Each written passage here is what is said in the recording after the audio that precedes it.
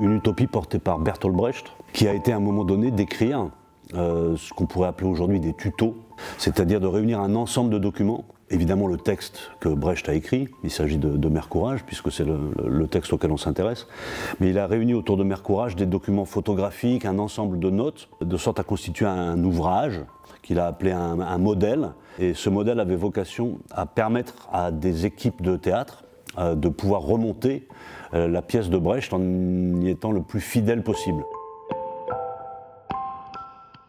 Je fais plus de différence entre un grand professionnel, entre un étudiant moins expérimenté et un acteur qui a déjà roulé sa bosse. Au moment où il s'agit de faire le spectacle, avec les forces en présence, le principe de distribution conventionnel qui consiste à dire tiens, un rôle féminin, donc plutôt une femme, le rôle d'un homme âgé, donc plutôt un jeune qui potentiellement via maquillage, via peut-être un peu d'embonpoint, pourrait...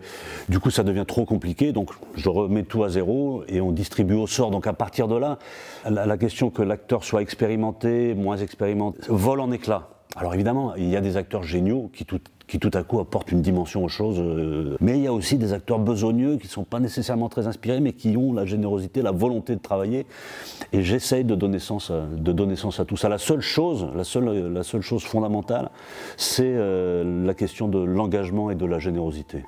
S'il n'y a pas de malhonnêteté avec ça, il est possible de faire du théâtre.